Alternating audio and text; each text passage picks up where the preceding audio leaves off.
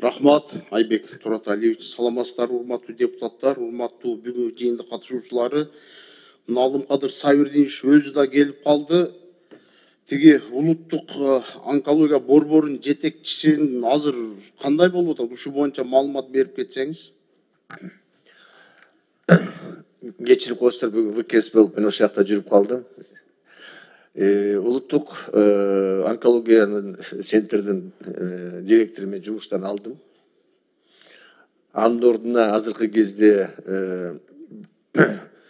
өкмөткө предложение 3 кишиден бердим.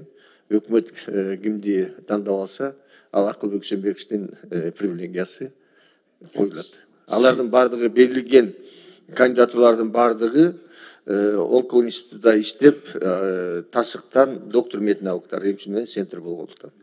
Себеби эмне болду, айтып койсоңуз?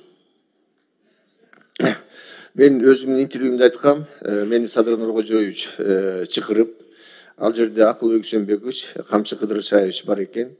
Ал жердеги нарушениялардын бардыгын жазылгандыктан Садыр Нуркожоевич Камчы Кыдыршаевичке тапшырма берген. Алардын балдары бүт бардыгын текшерип туруп, бизге айтты, ал жерде нарушениялар бар экен деп, биз статья менен уволить эттик.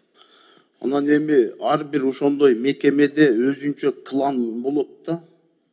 Группа болушуп алып, мурунку жетекчи иштеп аткан жетекчиге путтошуу кылат, ар кандай негативтерди жаратат. Жаңы келгенге мурунку иштеп кеткен жетекчи ошондой кылат. Бул жерде конкреттүү түрдө карап, азыр келген жетекчини конкреттүү түрдө караш керек да. Анан эски мурдагылар иштеп кеткендер ар кандай негативтерди жаратып, коомчулукка бир туура эмес маалыматтарды таратат дагы. Анан сиз жоопкерчиликти өзүңүз албай, ошондой борбордун жетекчилерге жүктөп коесуз да. Туурабы? Мен медицинадагы бүт бар болуп аткан иштердин баарын өзүмө алып атам. Мен өзүм жооп берем. Жооп бергенде сиз порядок кылышыңыз керек. Эми азыр башка ошондой борборлорго же башка бир ооруканалардын жетекчилери алмашса, эски иштеп кеткен жетекчилер сөзсүз түрдө өздөрүнүн кланы бар да, командасы бар. Негатив жарата берет да. Туурабы? Туура, ошол менен күрөшөбүз да. Ошол үчүн мынакей биз мурдакы клан болуп, жогорку кеңеште да көп жолу айтылган. Мынакей сиздер бүгүнкү ушул законго өзгөрүүлөрдү киргизип берсеңиздер. Эми үчүн дегенде кимде ким директор болуп же главврач болуп иштегендердики жеке менчик клиникада да иштебеш керек дегенди өткөрүп берсеңиздер болмок да. Себеби бардык жерде ошолордуку сиз айткандай кландар болуп атат да. А клан болгон жерде, мына Илимбек да билет, клан болгон жерде эртең менен государственный учреждениеде иштеп, текшерип, обследование кылып туруп, түштөн кийин өзүнүн жеке менчик клиникасына жөнөтөт.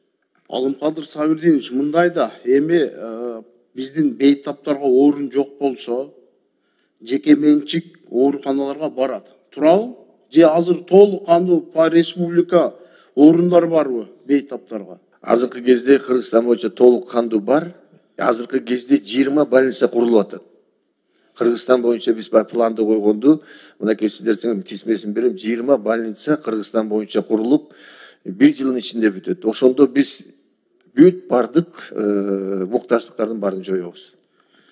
Эми бизде мына шаарда жеке менчик клиникаларга барып жатканда, баягы биздин ооруканада иштеген, мамлекеттик ооруканада иштеген врачтар барып лечение кылса, бул биз жол тосконубуз туура эмес деп ойлойм да, мен өзүм оюмда. Себеби айлык маяна аз азыркы учурда, туурабы?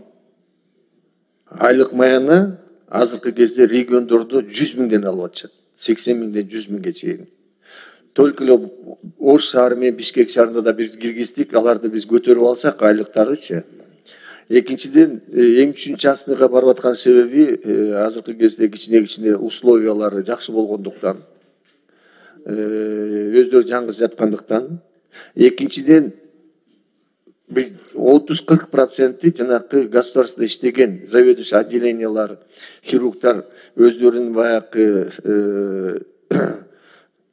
өздөрүнүн жеке чөнтөгүн ойлоп түштөн кийин ошол жака алып барып атышат. Биз буларды токтотушубуз керек.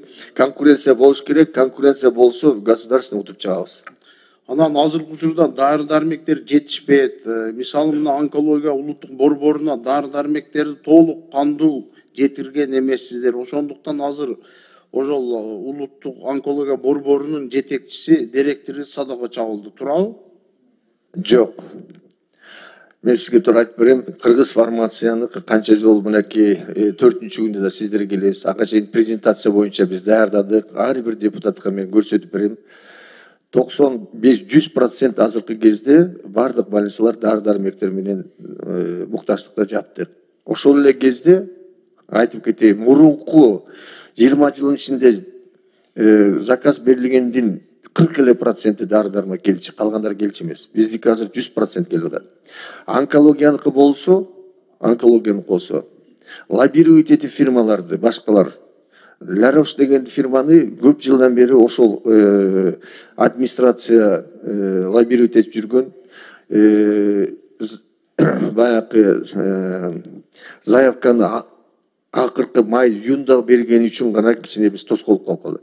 Азыркы кезде Оштун дагы, Бишкектин дагы онкологический центринде 100% заявка болгондордун бүт баары келди. Муну мен 3-4 күнү жана презентацияда ар бирине сиздерге көрсөтүп бере алабыз. Кыргыз фармациянын түптөлгөнү канча болду?